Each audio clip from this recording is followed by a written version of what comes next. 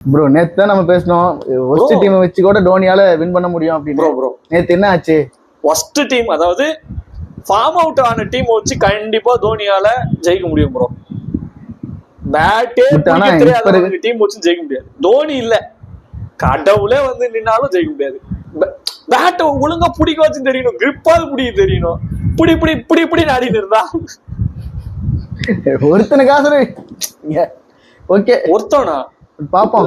Rachin Ravindra bad அங்கேயே defend பண்றான். ஆமா, ரொம்ப ஆடவே மாட்டான். அவனுக்கு பயந்து ரொம்ப பயப்படுறான் அவன். லீக் கிரிக்கெட்ல பயந்து கான்வே கூட ஏதோ அடிச்சு அவுட் ஆனா, 2 4 அடிச்சான். அப்புறம் இது பண்ண பார்த்து அவுட் ஆனா. தேவையில்லாத ரிவர்ஸ் ஸ்வீப் தேவையில்லாம ட்ரை பண்ணி அது அம்பையர்ஸ் கால் தான். அது கூட விடுங்க. சிவம் தூபே பேஸ் பவுலிங்னா ஆடவே மாட்டான்றான் ப்ரோ. அவனை நல்லா பாருங்க, அவன் எதுவுமே ஆடல. அது வந்து ஆடல, பேசர்ஸையும் ஆடல, ஸ்பின்னர்ஸையும் ஆடல.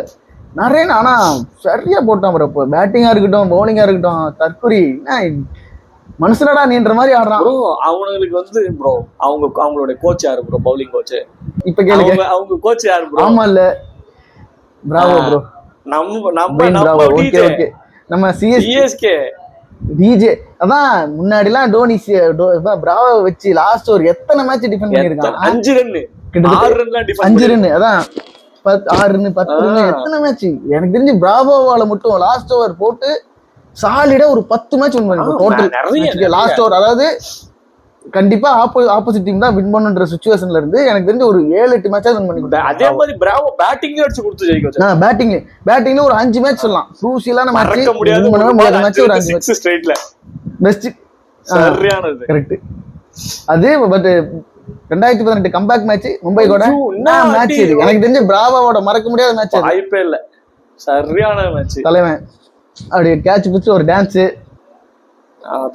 அதெல்லாம் டிஜே பிராவோ. அதான் எனக்கு தெரிஞ்சு இதுல பாத்தீங்களா என்ன இது வீடியோஸ் ரீல்ஸ்ல டோனி பாக்க வருவாரு பிராவோ வாரு இப்ப துரோகி ஐயோ என்ன ஸ்லோப்ல துரோகி அதே மாதிரி முடிச்சு விட்டாலே ஆமா தாட்டா கட்டாதடா சொல்றேன். நீ செஞ்சுட்டானுங்க ப்ரோ, ஜம்முன்னு வேலை பிச்சுட்டீங்க போங்க.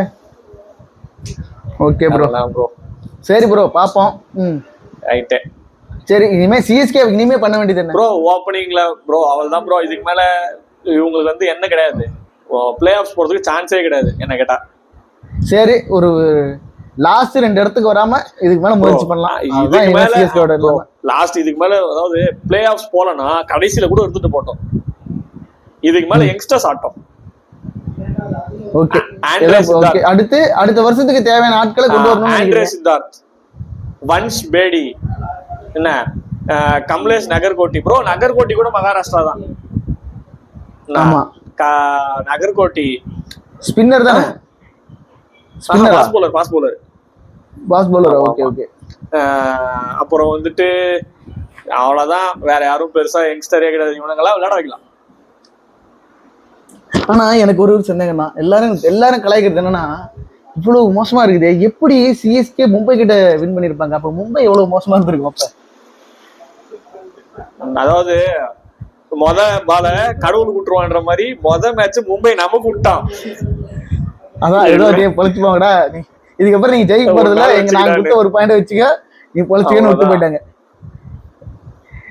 நம்மளால பரவாயில்ல, எல்லாம் வயசான பெருசுகளை வச்சு ஆடிட்டு இருக்கோம். மும்பை கிட்டத்தட்ட இந்தியாவோட பாதிப்பு இருக்கு. அதை வச்சு என்ன இருந்தாலும் பாருங்களேன், நம்ம இத்தனை நாளா அடிச்சுட்டு இருந்தோம், கடைசியில அவனும் அடிவாங்க நம்மளும் அடிவாங்க, கடைசியில நம்ம 2 பேரும் பங்காளி ஆயிடும். அதாவது முதல் 2 பிளேஸ்க்கும் நம்ம தான் போட்டி, கடைசி 2 பிளேஸ்க்கும் நம்ம தான் போட்டி. ஆமா, சாவு கூட இருந்தா நம்ம தான் பணமா இருக்கணும், கல்யாணம் கூட இருந்தா நம்ம தான் மாப்பிள்ளையா இருக்கணும் மாதிரி. அதே மாதிரி ஃபிளெமிங்கோட ரீசெண்ட் இன்டர்வியூ பார்த்தேன். அதுல தோனியோட ரிட்டையர்மெண்ட் பத்தி கேட்டிருக்கிறாங்க.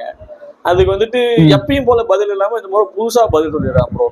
நான் இதுக்கு மேல தோனி கிட்ட போய் எப்ப ரிட்டையர்மெண்ட் பத்தி எல்லாம் நான் பேச மாட்டேன், அது இதுக்கு மேல அவரோட டிசிஷன் அப்படின்னு. அப்ப ஏதாவது உள்ள சண்டை ஏதாவது போயிட்டு இருக்குமோ? டோனி வந்து எனக்கு தெரிஞ்சு ப்ரோ, டோனி இருக்கிறதுக்கு காரணம், டோனியும் விருப்பத்துக்கு இருக்காரோ இல்லையோ, எனக்கு தெரிஞ்சு ஐபிஎல் வேல்யூ, அதாவது பிராண்ட் வேல்யூ குறையாம இருக்கும். ஐபிஎல் டோனி போனா சிஎஸ்கே கிடையாது, ஐபிஎல்லுக்கே பிராண்ட் வேல்யூ. சிஎஸ்கே அதான் ஐபிஎல்லுக்கே தான் சொல்றேன்.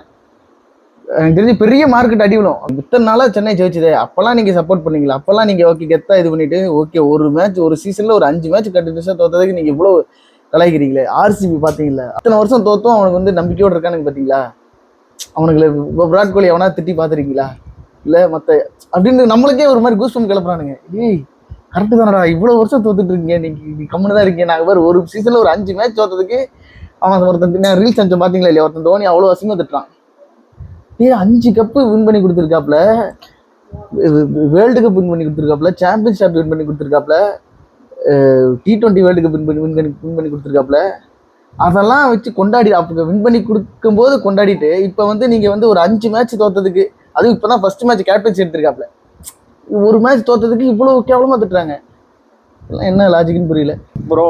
எல்லாமே ஓகே ப்ரோ, தோனியை திட்டுறதுலாம் நானும் ஏத்துக்க மாட்டேன்.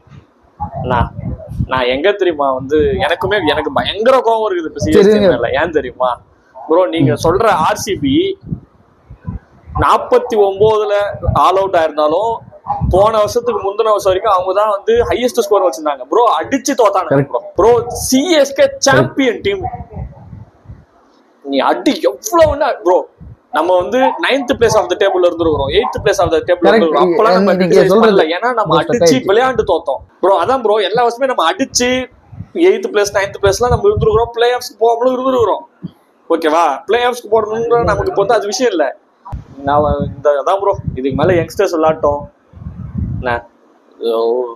அதே மாதிரி நேற்று மேட்ச்ல பாத்தீங்களா, ரவிச்சந்திரன் அஸ்வின் மேல வரான் ஜடேஜாக்கு மேல. ஆமா வந்து அவன் என்ன சிஎஸ்கேக்கு ஒரு காலத்துல அஸ்வின் எப்படி இருந்தா இப்ப பாருங்க அஸ்வின் இருக்கானான்ற மாதிரி இருக்கு. அஸ்வினுக்கும் வயசாயிருச்சு ப்ரோ, அவ்வளவுதான். கிட்டத்தட்ட 30+ மட்டும் சிஎஸ்கேல எத்தனை பேர் இருக்காங்க என்ன ப்ரோ? ஒரு சில 30+. 30+ நிறைய ப்ரோ. தாடினதுல ரச்சின் தவிர மற்றது ரச்சின் திருப்பாதி கூட 30+ தான் நினைக்கிறேன். திருப்பாத்திலாம் 32 34. ஓகே, விஜய் சங்கர் 30+, இருங்க நான் சொல்றேன் லிஸ்ட் எடுத்துட்டேன். ஜடேஜா, ஹூடா 43, ஹூடா மட்டும் தான் 29, மத்தபடி 100 அகமது அவ்வளவுதான் ப்ரோ. ஹூடாலாம் எதுக்கு 100 அந்த கப்பு வச்சு அவனுக்குலாம் பேட்டிங்னா என்னன்னே தெரியாது, அவனை கூட்டு வந்து ஆடிட்டு இருக்காங்க. சரி யாரு வருவா? நேத்து நம்ம வந்துட்டு ஒரு எக்ஸ்ட்ரா ஆல்ரவுண்டரோட போனோமா நேத்து, அந்த பையன் பேர் என்ன? ஆனா சிஎஸ்கேல இந்த தாட்டி ஆல்ரவுண்டர் ரொம்ப அந்த ஆல்ரவுண்டர்ஸே இல்ல ப்ரோ. ஒரு காலத்துல மொயின் அலி, ராவோ, யாரு ஆல்ரவுண்டர்ஸ் நல்ல ரெண்டுலயுமே கை கொடுக்குற மாதிரி. ஜடேஜாலாம் இப்ப பேட்டிங்லாம் ஆடுறதே இல்லை. நான் சொல்றேன் மொயின் அலி மாதிரி. வேற யாரு, சாம் கரன் கூட இருந்தான், பட் அவன் தர மாட்டான், யூஸ் பண்ணல ப்ரோ. சாம் கரனை பெருசா யூஸ் பண்ணல, ஜேமி ஓட்டனை பெருசா யூஸ் பண்ணல ப்ரோ. அதே மாதிரி இப்ப ஆல்ரவுண்டர்ஸ் மாதிரி யாரும் யூஸ் பண்ண மாட்டேங்கிறாங்க. பேட்டிங்கும் ஆடி பவுலிங்கும் போடுற மாதிரி நேத்து நரேனை யூஸ் பண்ண மாதிரி சிஎஸ்கேல யூஸ் பண்ற ஆள் யாரு? நரேன் மாதிரி சிஎஸ்கேல யூஸ் பண்ணணும்னா ராஜஸ்தான் பண்ண மாதிரி அஸ்வினை பண்ணலாம். அஸ்வின் கூட அந்த அளவுக்கு ஆட மாட்டேங்கிறானே ப்ரோ. நீங்க அஸ்வினுக்கு 6 அடிக்கிற ஹிட்டிங் கெபாசிட்டிலாம் கம்மி. ஆனா நீ கரெக்ட், ஓரளவுக்கு சிப் பண்ணி ஸ்ட்ரைக் ரொட்டேட் பண்ணுவான், பவர் பிளேல இறக்கி விட்டுறலாம், ஓபனிங் இறக்கி விட்டுறலாம். இந்த ஐபிஎல்லாம் கிட்டத்தட்ட யங்ஸ்டர் வந்து 10 பாலுக்கு 30 ரன் 40 ரன் அடிச்சுட்டு போற காலகட்டம். இந்த டைம்ல ஸ்ட்ரைக் ரொட்டேட் பண்ற பிளேயர்லாம் யூஸே இல்ல. நேத்து நரேன் ஆடினா எப்படி ஆடினா பாத்தீங்கன்னா, மாட்டுதோ இல்லையோ நீ உள்ள போட்டீங்கன்னா அவ்வளவுதான், முடிஞ்சது. வெளியே நான் அவுட் ஆனாலும் பரவாயில்ல, அப்படிதான் ஆடினா. ரஹானாவே அவனோட பேட்டிங் ஸ்டைல மாத்திக்கிட்டானே, ரஹானே மாத்திக்கிட்டான். அது ஸ்டார்டிங்ல சென்னை தான் காரணம் போன வருஷம். ரஹானே விட் விக்கெட்ல தூக்கி அடிக்கிறான். நேத்து எனக்கு இந்த ஒருவேளை சென்னை ஆடின பிச்சும் கொல்கத்தா ஆடின பிச்சும் வெவ்வேறையா அப்படின்ற மாதிரி எல்லாம் சந்தேகம் வருது. அந்த அளவுக்கு ஆடுறானுங்க மாடுங்க, அவ்வளவுதான். சரி, என்ன இருந்தாலும் 5 மேட்ச் தான் தோத்துருக்கு. இருந்தாலும் யங்ஸ்டர் ஆட கட் பண்ணிடலாம் கொடுத்துடலாம். அவர் என்ன பேசுறாருன்னு உனக்கு கேட்காது, ஏன் நீ காமெடி பண்ணுகிற? ஏன்டா ஹெட்போன் போட்டுருக்குது, அவர் பேசுறது உனக்கு எப்படி கேட்கும்?